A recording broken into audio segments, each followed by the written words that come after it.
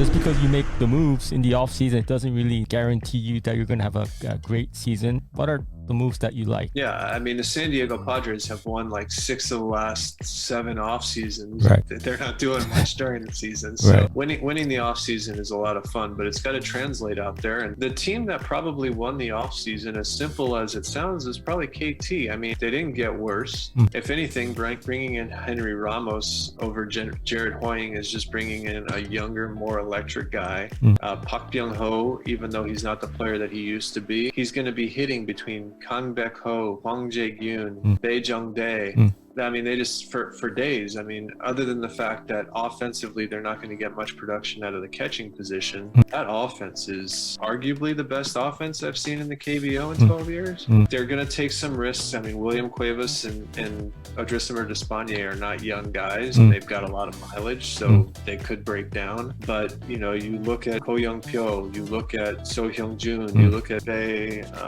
Jae-sung, you look at those guys and you say, hey, this is, none of them stand out as true, legitimate frontline guys, but that's a lot of pitching that they have as starting pitching that can help that team win, and they've kind of got all that. And then LG, you know, losing Andrew Suarez, I don't think a lot of people realize he was probably the most likely candidate to get a major league contract this offseason. But losing Andrew Suarez is going to be tough. That team with LG, they probably had the best bullpen in the league, the closest thing to the Samsung run that existed.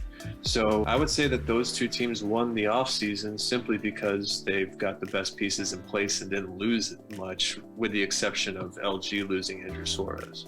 What about Samsung Lions? What's your take on Samsung Lions off-season? They brought back Kang Min-ho, your former teammate, a leader, heart and soul of Lions, but they lost Park Hae-min. They finished pretty okay in the regular season this past season. So do you think they lost a step or two, or are they pretty much at the same level, right? Samsung has some pieces that you really like. Obviously, losing Park Hae-min, I don't know if people realize how important defense in center field is in the KBO, but that's a tough field to play center field in because the dimensions are unusual. Center field is huge, and I don't know who they have to replace him. I don't know if they know who they have to replace him.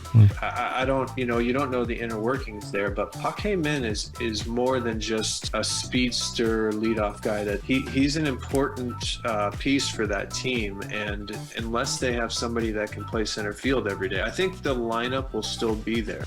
But the defense in center field in that particular park could be an issue. Albert Suarez was a guy that before he went to Japan, I really liked. I haven't seen him throw in a few years, but he would be a significant upgrade from what they had last year in the second foreigner spot. Buchanan's been good. Jose, you know, they've gone with the same formula 3 times now. Right. All guys that KBO teams missed on. They went to Japan, kind of just muddled in Japan, and then they came to the KBO and had success. Hopefully Suarez can be that for them, and that could, you know, help them contend with the KTs and LGs. So you really like LG's moves to sign Park Hae-min then, especially considering how big Jamsil outfield is, right? Right. No, that's you know, the 2 places that you can most utilize Park Hae-min is at Samsung's ballpark in Daegu and then in Jamsil, because Jamsil is just huge everywhere. Right. But Samsung, you know, in Daegu, that park is really demand. You could have 2 terrible corner outfielders. If you throw Park Hae-min in center field, you're all right. Right.